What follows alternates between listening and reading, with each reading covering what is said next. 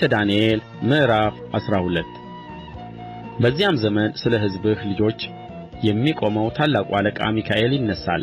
ሕዝብም ከሆነ ጀምሮ እስከዚያ ዘመን ድረስ እንደ እርሱ ያለ ያልሆነ የመከራ ዘመን ይሆናል። በዚያም ዘመን በመጽሐፍ ተጽፎ የተገኘው ሕዝብህ ሁሉ እያንዳንዱ ይድናል።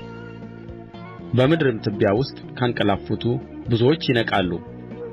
እኩሌቶቹ ወደ ዘላለም ሕይወት፣ እኩሌቶቹም ወደ እፍረትና ወደ ዘላለም ጕስቍልና።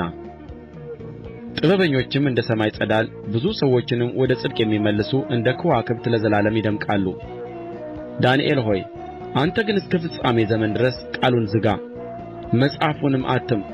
ብዙ ሰዎችም ይመረምራሉ፣ እውቀትም ይበዛል።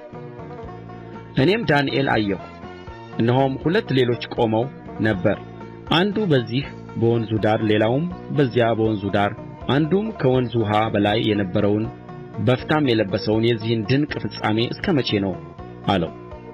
ከወንዙም ውኃ በላይ የነበረው በፍታም የለበሰው ሰው ቀኝና ግራ እጁን ወደ ሰማይ አንሥቶ ለዘመንና ለዘመናት ለዘመንም እኵሌታ ነው፣ የተቀደሰውም ሕዝብ ኃይል መበተን በተጨረሰ ጊዜ ይህ ሁሉ ይፈጸማል ብሎ ለዘላለም ሕያው ሆኖ በሚኖረው ሲምል ሰማሁም፣ ነገር ግን አላስተዋልሁም። የዚያን ጊዜም ጌታዬ ሆይ የዚህ ሁሉ ፍጻሜ ምንድር ነው አልሁ። እርሱም እንዲህ አለኝ፣ ዳንኤል ሆይ ቃሉ እስከ ፍጻሜ ዘመን ድረስ የተዘጋና የታተመ ነውና ሂድ።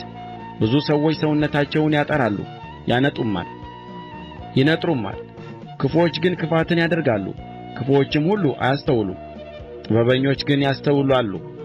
የዘወትርም መሥዋዕት ከቀረ ጀምሮ የጥፋትም ርኵሰት ከቆመ ጀምሮ 1290 ቀን ይሆናል። የሚታገሥ እስከ 1335 ቀንም የሚደርስ ምስጉን ነው። አንተ ግን እስከ ፍጻሜ ድረስ ሂድ፣ አንተም ታርፋለህ።